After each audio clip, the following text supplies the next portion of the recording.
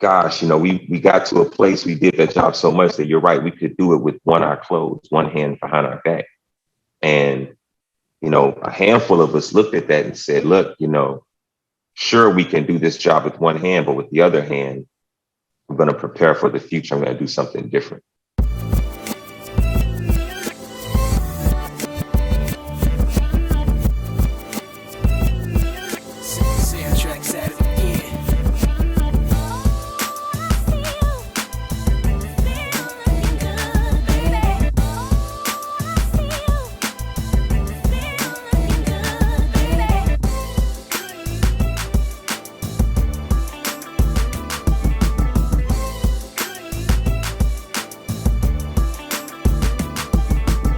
Hello, and welcome to the Bold Black Girls Podcast. I'm Aries. And I'm Kim. And we are continuing our Celebrating Black Men series this month, the month of June, the month of Father's Day.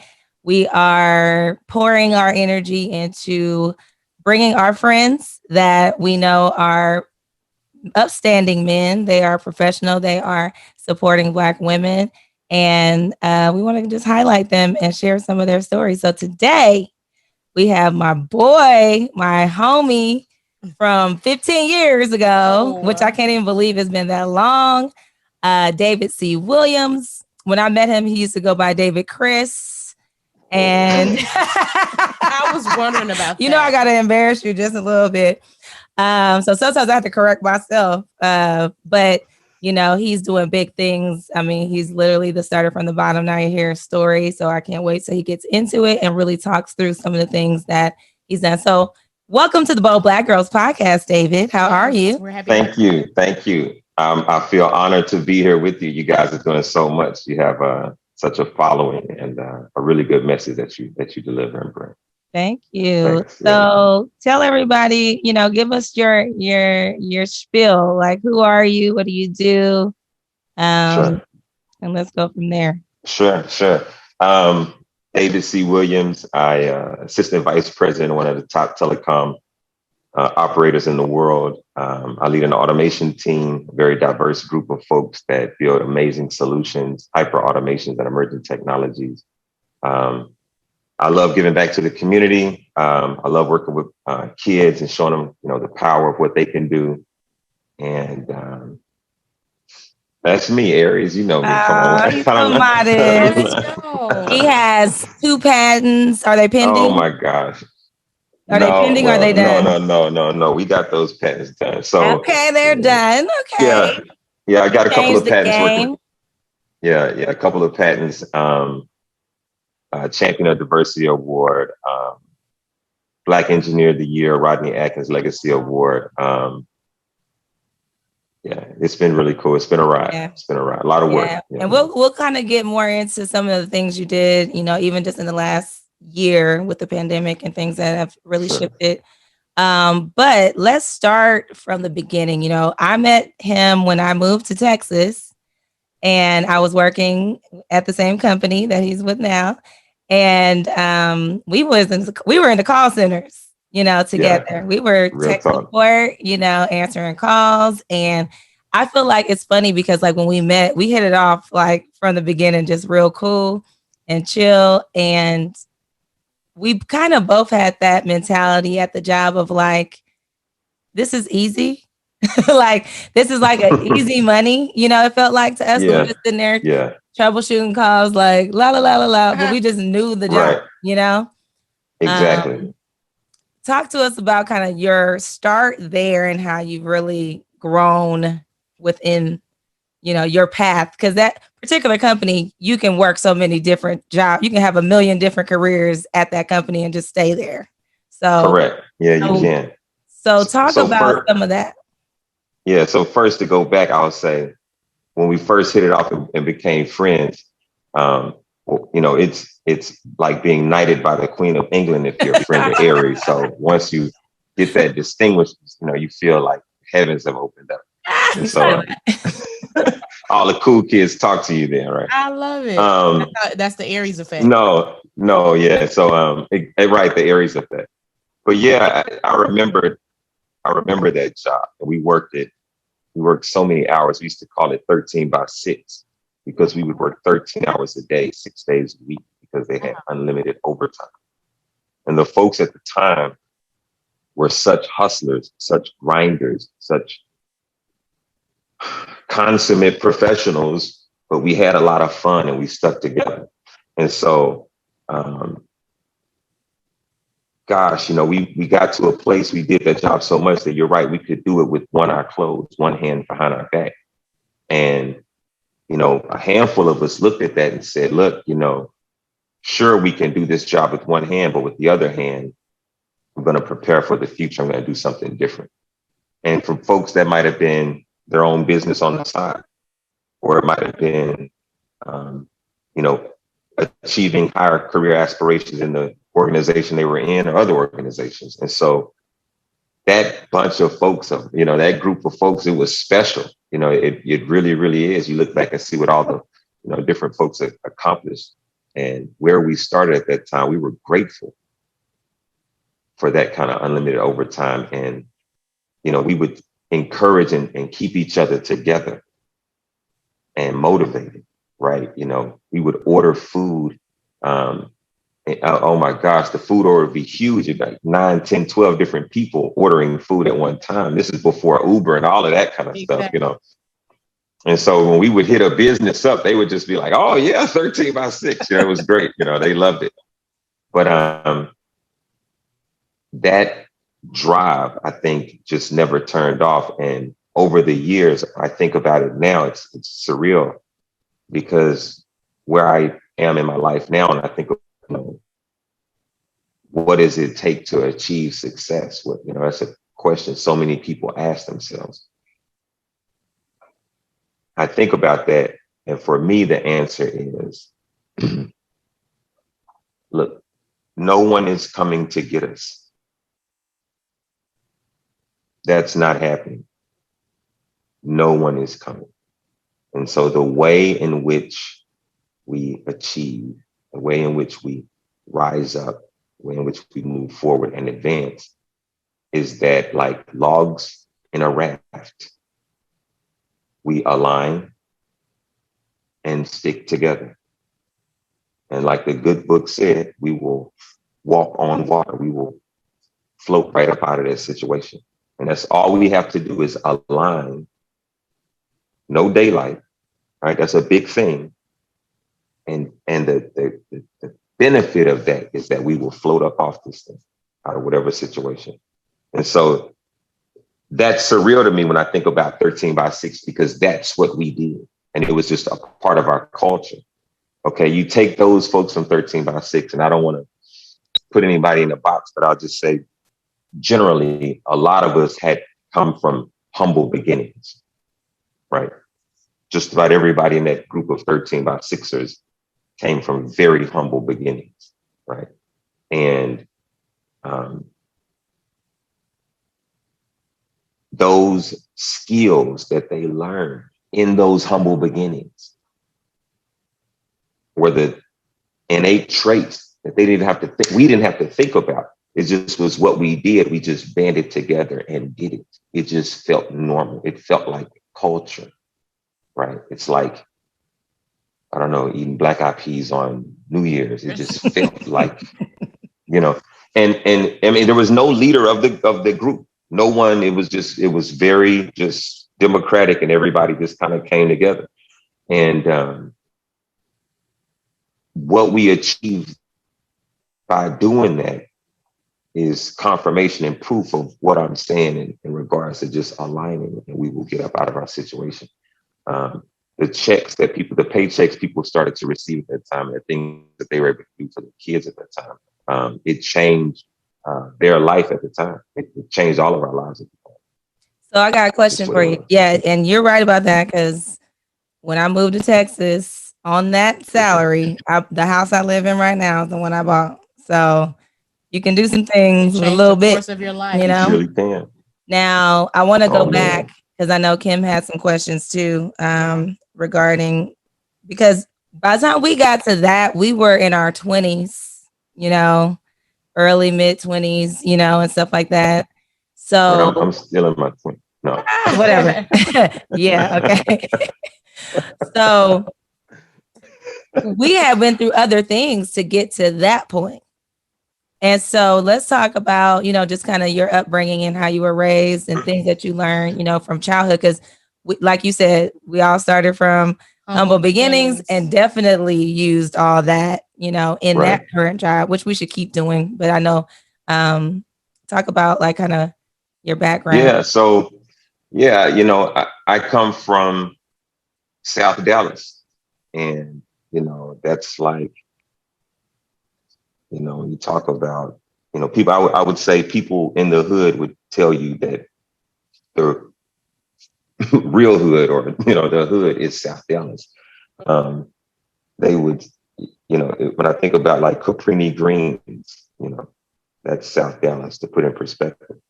And so, we learned a lot in growing up through that, right? Innovation is born out of necessity, right? And so when you come up in that climate, that environment of necessity and needing things and having to figure out how to make $1 out of 15 cents, you inherently start to learn how to be innovative, right? There's always a way to figure something out. When I think about that, it's like, there's nothing that anyone, coming from an underprivileged situation, should be afraid of when they enter the corporate environment or climate. That methodology of, making $1 out of 15 cents. If there was ever a CFO that could make $1 out of 15 cents, a CFO would be CEO, right? Only take a quarter or two, right? Those kinds of numbers. But that's what we lived on.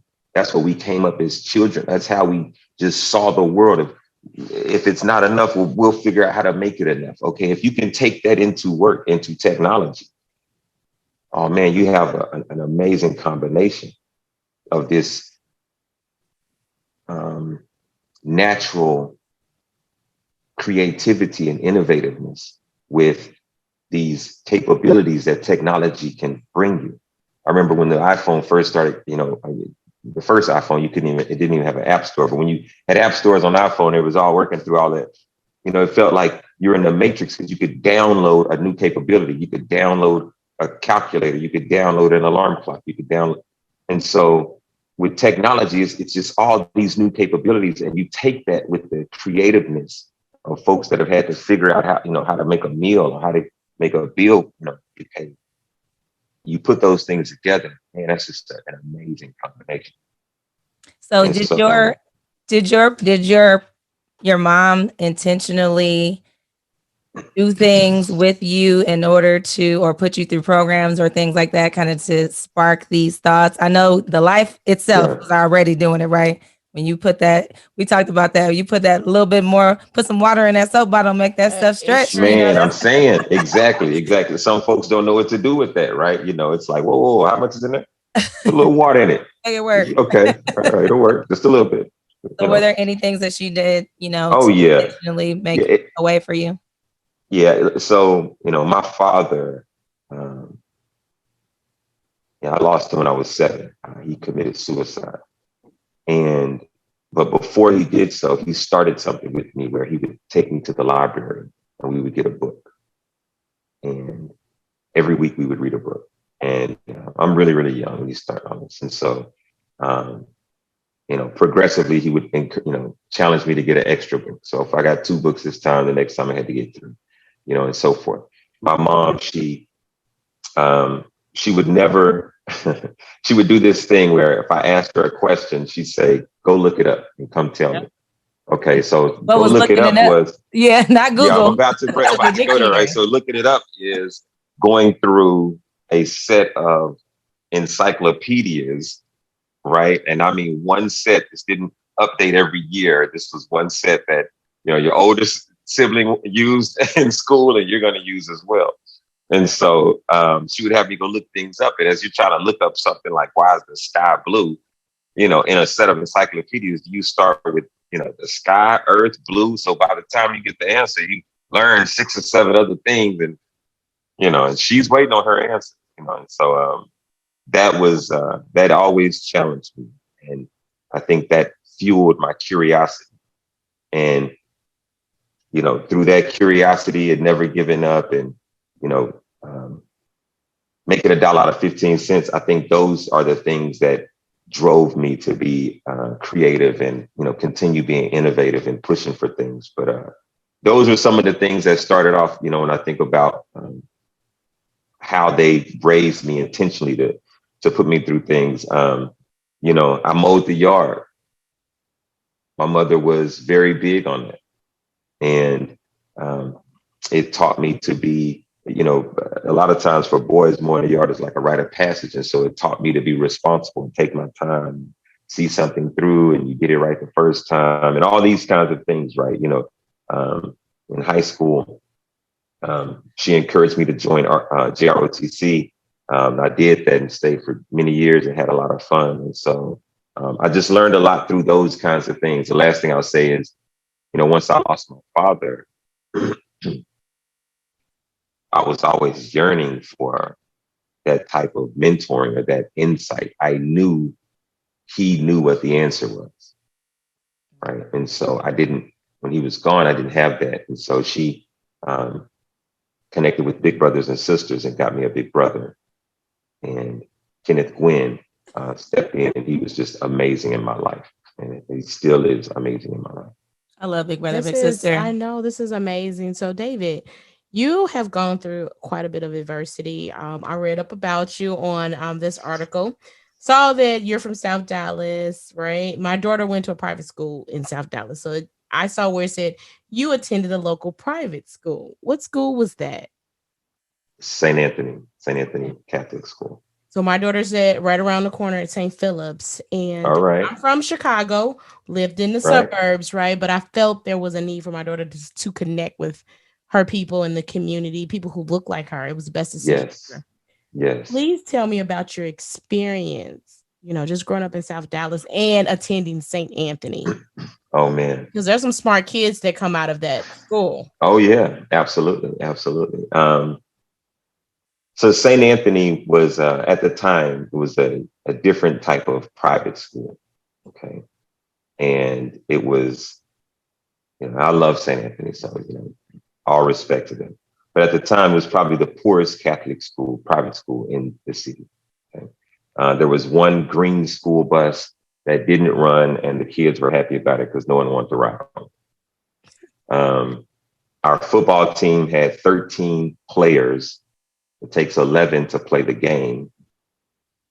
Okay, we went to the championship and we had no practice field. We would literally have to walk down the street to go to X-Line Park to practice and then walk back to put up the pads.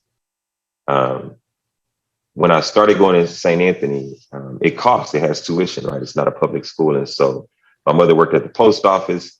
And in order for her to afford that tuition, she had to work overtime in the morning and overtime in the evening. And so for me to attend school there, the way it worked is she would drop me off at my grandmother's house, and it would still be dark. She would go to work. I would sleep a little bit longer, wake up. I would walk to Bear Street,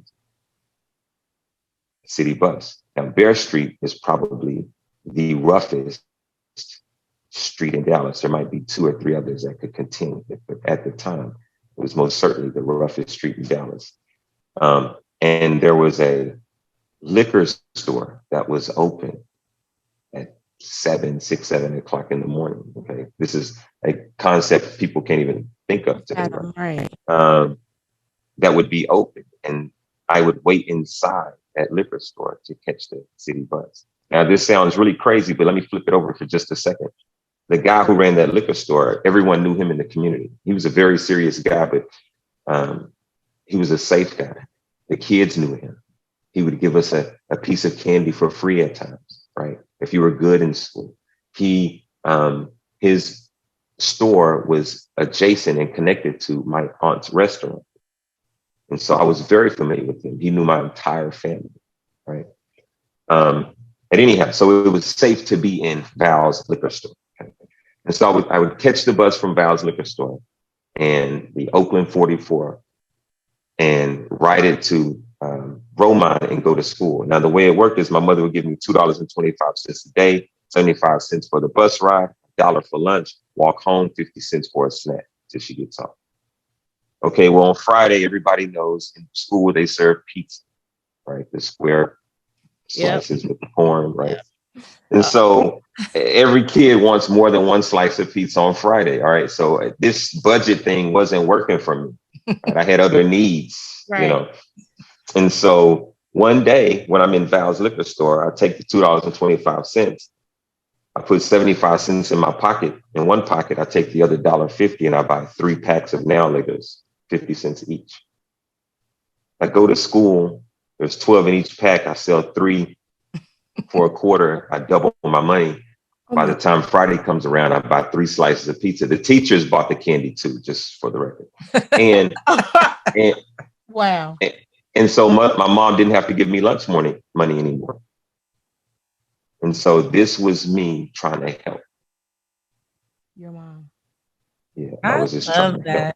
Oh my God. But see, that's a mentality that, you know, like you said, it could be something that was innate, but also your environment, you know, required you to make certain adjustments and see kind of how can I do this a different way? How can I be creative to double my money? And I think that's kind of how him and I think we really vibed on that, because that was a lot of the things he'll talk about. Us be sitting here like, I'm just listening to somebody tell my own story, you know, like it's so funny because thinking about your parents and their learning that, okay, we ain't got it like that.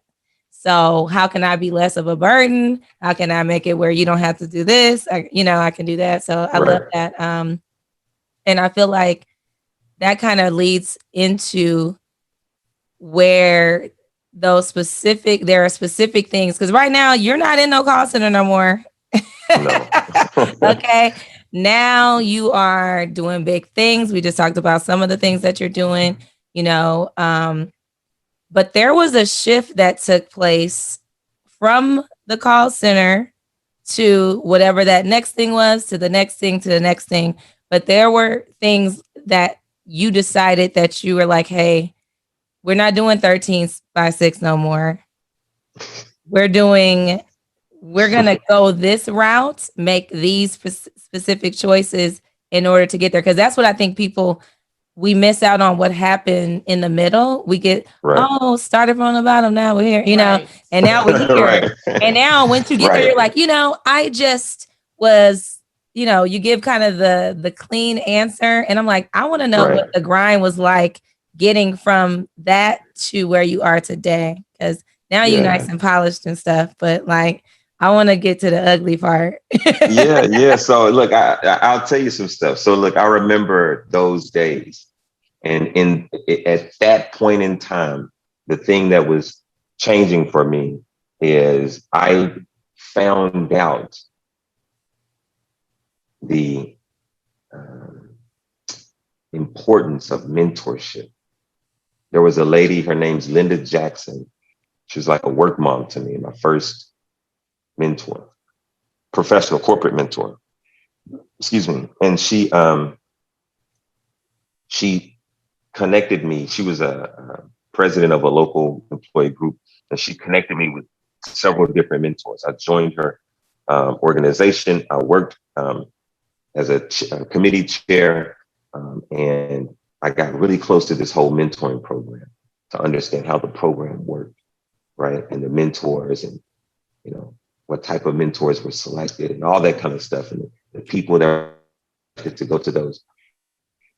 And I knew those men and women, those leaders, knew the answer. It was just like that moment when I was thinking about my father as an adolescent, thinking like, man, I wish he was here because I know he knows the answer, right?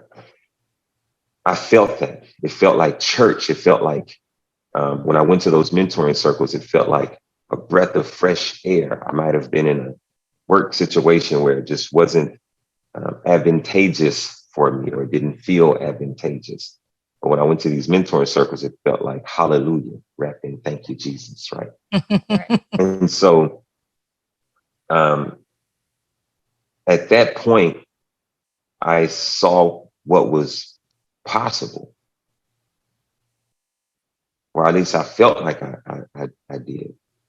And when I saw that, I was like, okay, if this is possible, if it's really possible to climb the mountain, then let's go. I'm the one to climb it. I believe in myself enough to, I'm the one to climb it. Let's go.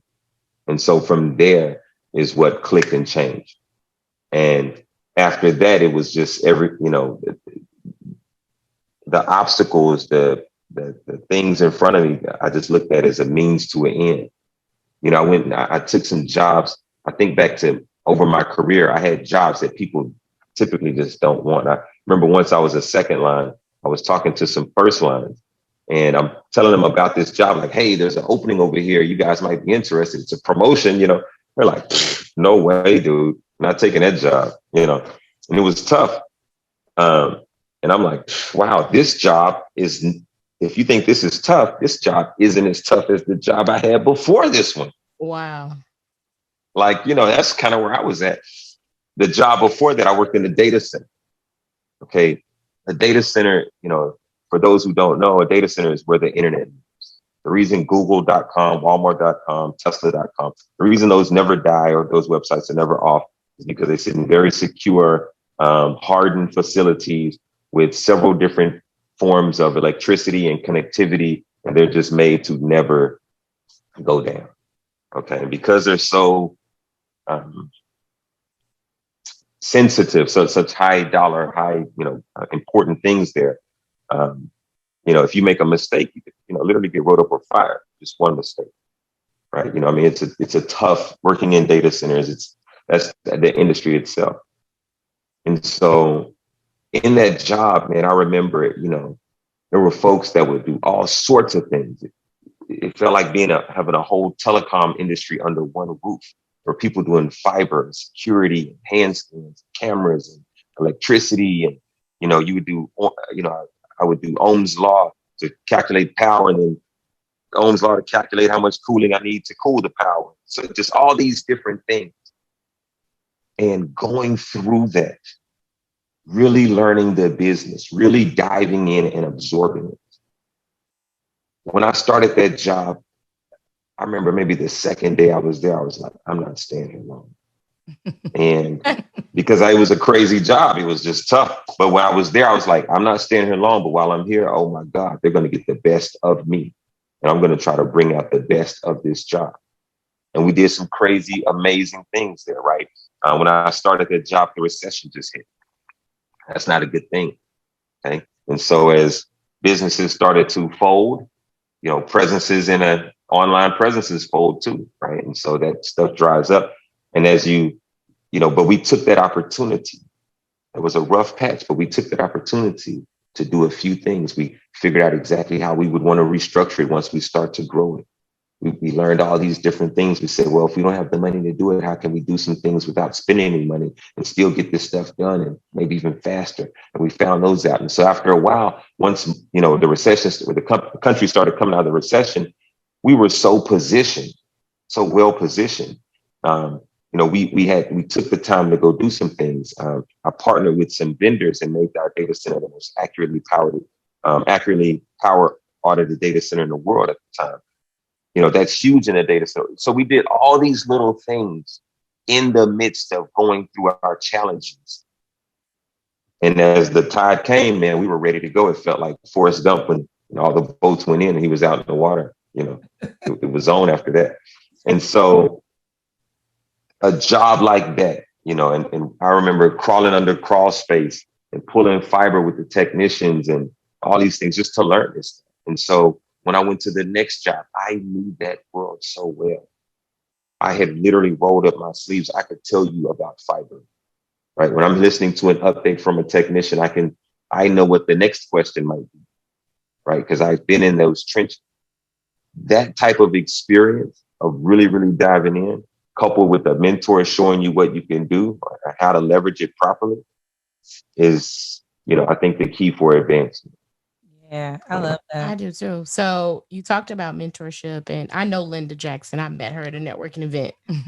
Um, she's a Black If woman. you know her, you'll never forget her. I and when you said that, I was like, I know that name. She was a Black woman, Yeah. right? And I know she Yeah. recently retired. And one of the things that we also try and do is amplify Black women.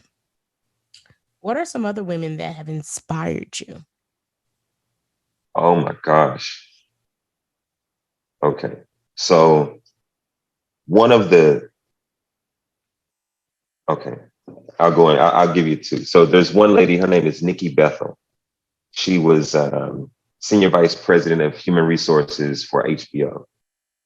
She's a CEO of I believe, a nonprofit right now. Um,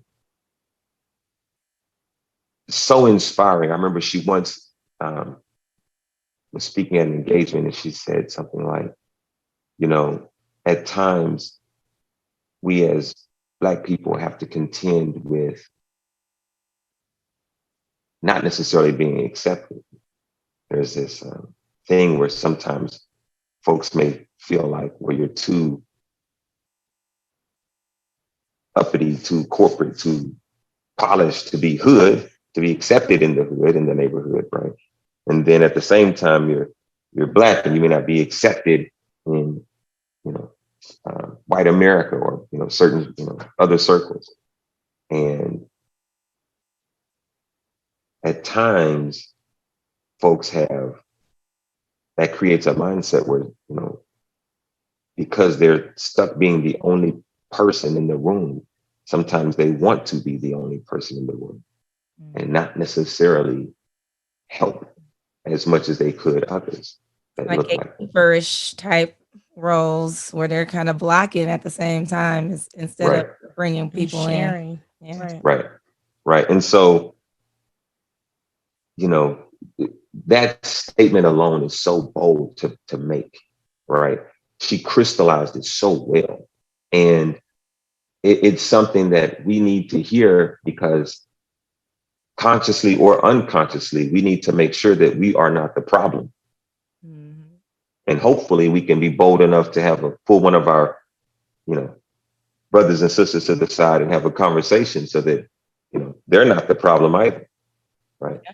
You know, I would, you know, I know Aries has no issue in pulling my coat, pulling my ear and say, hey, listen, you know. And so, you know, you need someone to keep it real with you like that. And so that was, you know, Nikki Bethel, absolutely amazing. I mean, a ton of other things she did, but absolutely amazing. Carla Harris We love is Carla. Oh, probably, love I mean, Carla Harris is so dynamic. I was I listening. mean, yeah, talk about bringing your whole self to, I mean, she is a gospel singer, Yes. right? She's a Wall Street banker and the best of them, you Yes. know, and so, you know, her pearls of wisdom, um, Yes. you know, her books, her, you know, I follow Carla. She's an amazing woman. Um, yeah, Yeah. she's definitely a role model to me. Absolutely. Do If you I could feel be like like Carla Harris, absolutely. do I you love feel it. like your relationship with your mom and, just kind of that upbringing, and obviously, you talk a lot about entrepreneurship and, all these different things. I mean, we can go so many different ways, but Right. the women in your life that have inspired you and impacted you, do you feel like that is what, now you're in a position, you've been in that position for some years now, but you just got a new role, and now you have even more opportunity to bring more, we've been talking about diversity, equity, inclusion, all the companies and Right. their performative, Right. statements and things that people do. But now it's like I can make an impact individually within my hiring practices and things like that. And I know you've recently promoted multiple Black women in different roles. And so talk to us about kind of, what impact these other women may have had on you that gives you that lens of like, how do I need to do this Sure. for others? Sure. It's funny. I honestly, I don't think my relationship with my mother is what fuels me to be equitable with women, Black women, and so forth. I actually don't. Now, my mother is my inspiration. I love her to death. you know, um, she did everything. She did everything. She took it, took one on for the team after my father passed away.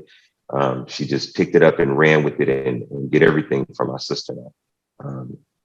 My sister is my hero. When my father did commit suicide at our home, my sister led me out of the home. She's been a hero to me ever since. I joined ROTC. My sister was in the Air Force and the military. Right? I just wanted to be like my big sister. But when I think about, women in power and their contributions to the society, when I think about uplifting women that I might interview with me and for a role or something, I think about those things. I think about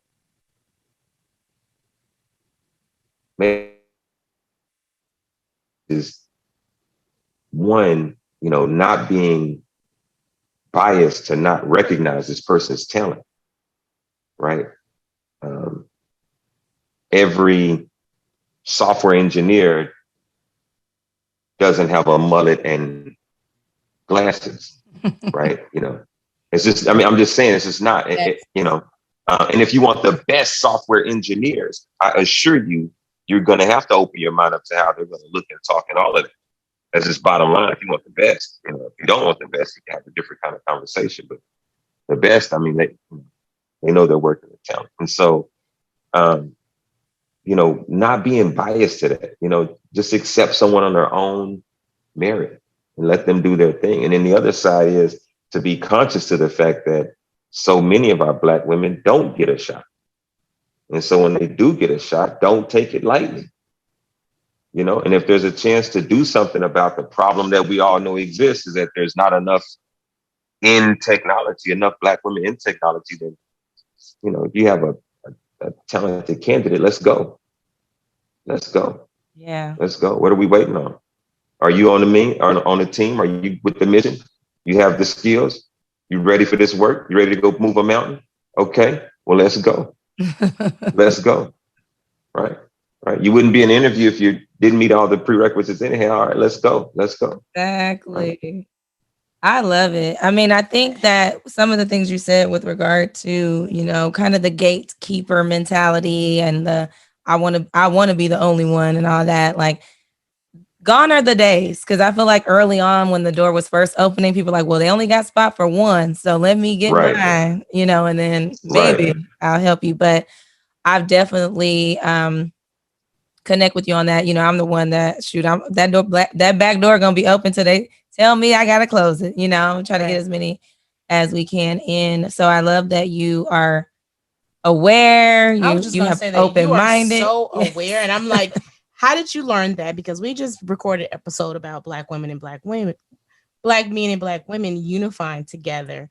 And I don't think that because we're not there, we're missing it, right? We're kind of missing it. But you seem to be very aware of that. And it's like, how did you get to that point? I think about this, if we're going to have a conversation on this. So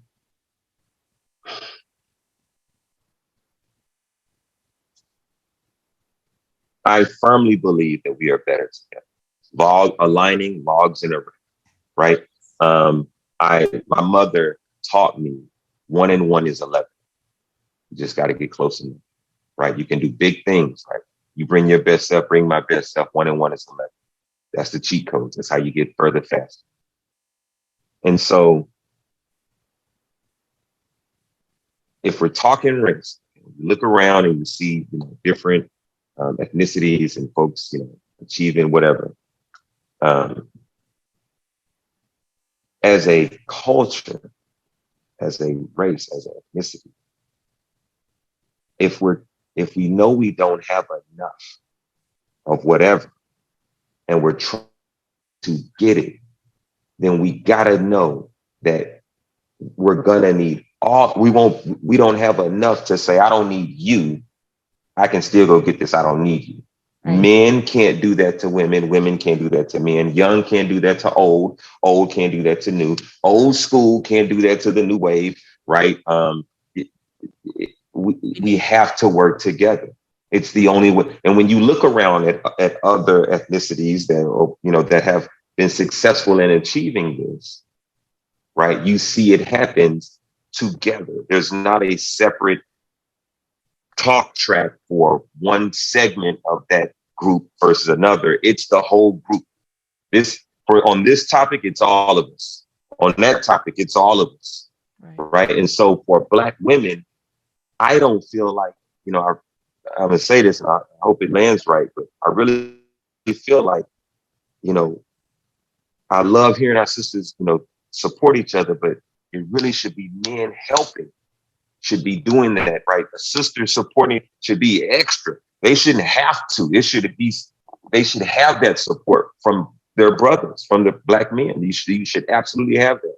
And whatever comes through is extra if they want it as extra, but you have the support from the beginning, right? And vice versa. That way together we can achieve more together. Yeah. Right. But if I'm so focused on supporting Black men that I don't have time for supporting Black women. Okay, whatever I'm trying to achieve with Black men, obviously we're not there yet. And this formula is not going to get us there. We got to change. We're going to need more support.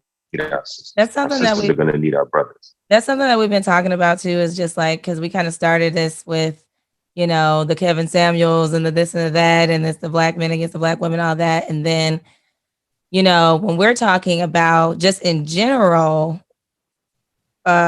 workplace diversity and all these things, we can't do it by ourselves, right? We need each other, white people. We need other, we need other races involved and in the process. It's not like, okay, well, we can have all the Black ERGs in the world, but if nobody who actually has a seat at the table is in there to help, connect that, it has to be joint. So the same thing with us, just as a community, we need each other. We don't need to tear each other down. We don't need to, put these labels on each other on what it is. It's just, so I love your thought process on that.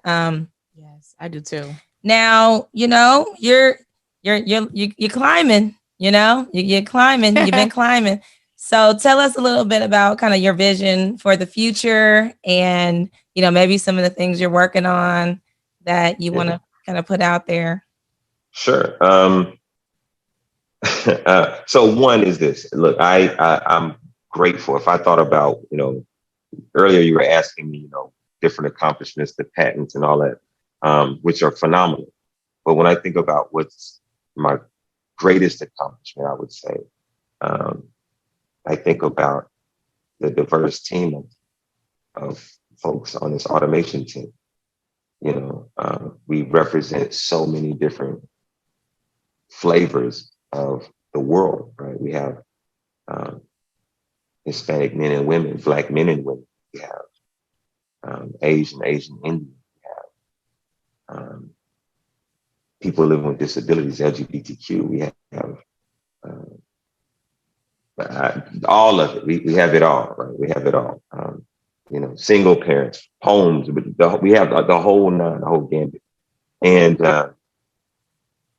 that's so important to me because the culture we have on that team is we just cannot do it alone. Absolutely every effort moves the mountain. And to watch the collaboration occur, I've come up with some great ideas, but to see the ideas of the team, they trump mine, hands down. And to open those doors so that those folks can talk and collaborate where normally maybe they wouldn't have. Maybe they were in situations and configurations where that just type of conversation didn't happen, but where the door is open now, we all can see how exponential it is. And so, I'm extreme that professionally, that's one of my biggest accomplishments. And so I'm proud to keep leading that team and bringing a whole lot of new crazy solutions. There's stuff we're doing that we solved during the pandemic. There's stuff we're doing that's driving hundreds of millions in operating income. And so we're just excited about that. Other things, I have a book I'm working on. It's called Your Business Model. And it talks about how no matter what situation you come from, right? Underprivileged, underserved communities, or, you could be living in suburbia and just, still having your own situation that you're going through. whatever that situation is, coupled with your passion, creates a unique business model. Mm. And you are a business model. And that's what the book talks about, is taking what you've been through and coupling that with what you love and putting that one and one together to make 11, right? I started a business. It's a mobile advertising company. It's like a Uber for advertising. Yeah, so it's pretty cool. Really excited about that. Just getting it started. And so, Awesome. And thank you. I just pulled up this. Whoa. Whoa. Whoa. Women Own Excellence magazine cover that he is on, y'all. Go look it up. Women Own Excellence Father's Day edition. And he got the, the blazer button with the little yada the means on. And oh my God. So let's pause. So you are doing just amazing professionally, personally. And I just realized you're Gemini, so I'm not surprised. So what I always ask of great men is, who are you discipling and where can they sign up? Right? You talked about who are you discipling? Who are you discipling and mentoring? Because I know mentorship is something big for you. Do you mentor? Oh yeah. And so here's something else that I have going on. So the last Tuesday of every month, I have a Tech Tuesday. And what I do is I'll go to a different location each month. I'll go to somewhere in the hood, just being frank about it. So like, and I typically go to the hood, right? Like where people normally just will not go, and go to those places, and we'll set up like solar robots, we'll do group exercises, we'll play games, we'll race the different robots and so forth. We'll put them together, we'll have some conversation, talk about different things, and then they take them home. And so a lot of those, some of those places, the things that those children and students have to play with or, work with are, construction paper, cardboard, right? Things like that, right? And so helping to bring that forward and, give them something that, hopefully they can, become more interested in. And what's unique about it is anytime you do it, people say kids' attention span is so short. It's only when it's something that's not interesting. Tell me one child whose attention span is short on Instagram. None. It's interesting to them, right? And so if you can find something that's interesting, then, helping them to discover that is amazing. So yes. I love it. Yes. Awesome. So how can we support you? What can we do to, be cheerleaders on the side or whatever level that is? What does that look like? Oh my gosh. Look, it would be great. Maybe we can do something with the Tech Tuesday. I was sitting here just thinking that. Maybe we can figure out a great way to collaborate with something with Tech Tuesday. And maybe there's some young girls or maybe boys, whatever, that are interested in podcasts, because conversation is some of my friends and I are having. Gosh, it's gonna put you in my world. These weird conversations with his friends. I'm having with my friends right now as we talk about literacy. And so let's go back 100 years.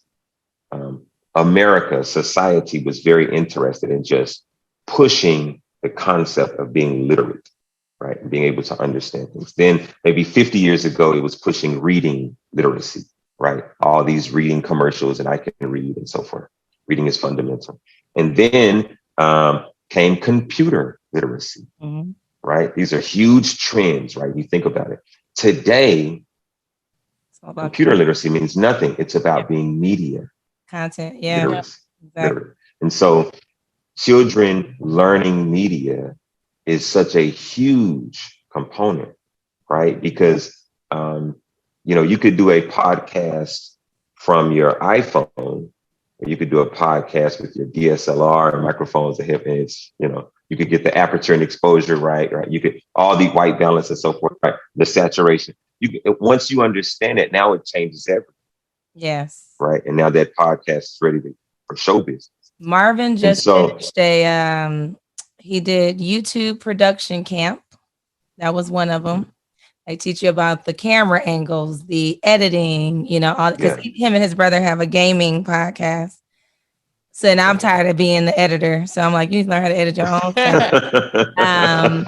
And then they like to play this video game. So he just finished Roblox creation camp. So they teach you how to actually create the games that you play that you can actually monetize once you finish it out and all that. So now he's made some friends.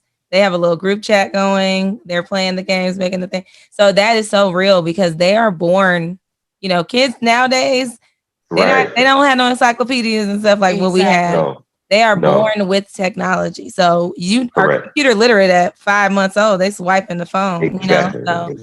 So you're right on with that. And having that, and not just, media literacy is one thing, but it's knowing you need to be media literate, right? Because you could miss it in a blink of an eye, right? You could spend a whole bunch of time on Instagram, playing around with filters and this, then, and third, right? And it never dawned on you that you can use this as a business. And there's things that you can do to make whatever it is that you do appeal more or reach more.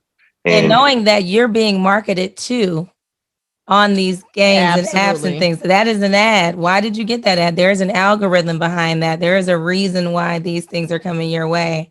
And just understanding that piece alone is like, you're like, I was just talking about, Louis Vuitton belts, and all of a sudden they're on my timeline, or whatever. Exactly. Like, why is that? I was looking at your cover when I said that. That's why. After 50, 60 times of that, then that's whatever. After 50, 60 times of that, that's when it dawns on you like, oh, this isn't a coincidence. Like somebody's really like, yes, it really is happening. And so much of, the youth is okay with giving up that privacy. They haven't even thought about it, right? The concept of having something private, it almost doesn't even exist, right? They know everything's trackable, traceable, They've given up. They just given that up. Yeah. My life's on the gram now, right? It doesn't matter. It's already, so, we created that for them. So we can't blame them. So we would love to connect further about this. I used to be a big sister for like 7 years. So I'm all about the big brother, big sisters. I love talking to kids. I just recently did a mentoring kind of session with some girls. And it's just fun because I feel like it brings it to real life. I think they need to see people that look like them that are doing this and uncomplicate, what they think is super complicated. When they hear the word technology, they don't realize that they're using it. They've been using it. You already know what technology is. It's just kind of bringing it to the reality. So we would love to do stuff like that. So let's get with it and make it happen. I'm excited about that. Yeah. And we're proud of you. We are excited. We are all about bigging up the brothers that are really doing some stuff because we have enough, negative things out there that we need to let people know, which is really one of the reasons we started this podcast, was to show that there is no pipeline issue. There is no, there are a lot of people that are doing great things that we want to make sure we're showcasing and letting, the world know that it's out there. We get fed so much negativity that you almost will start, you will start believing that if you don't see it. So agree, and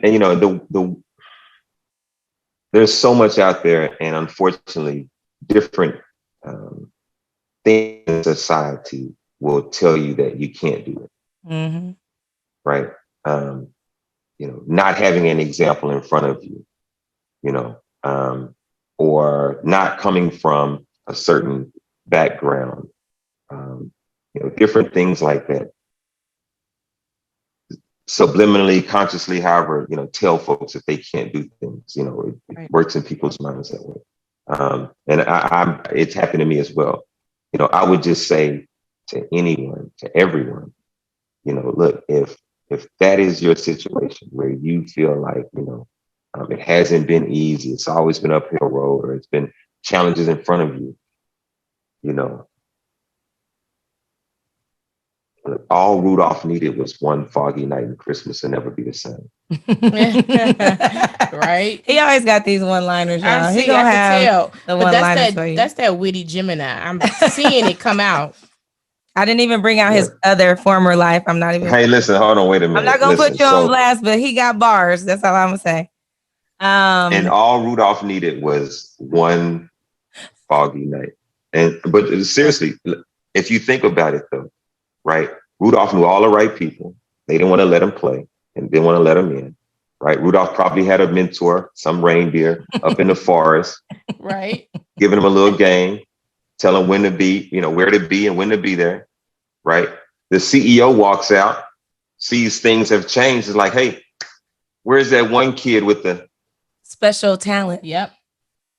Where's that unique one? Where's that anomaly? Mm-hmm. Yep. Right. Put them in the front. I love it. Let's go. Yeah. Right. Let's go. Right. And write a song about it. Yeah, exactly. Well, we're love having you today. We thank you for joining us. I enjoyed this. Happy Father's Day. Thank you. Happy Father's Day. Happy birthday. We're recording this on Father's Day, so he took an hour of his time out to hang out with us. We appreciate you, and appreciate y'all. We'll update everybody once we do some collabo. Yes. Yeah, and listen, I'm serious on the Tech Tuesdays, man. It's wide open. Let's figure out something real cool with that. All right, cool. Thanks, David. Thank you. Y'all take care.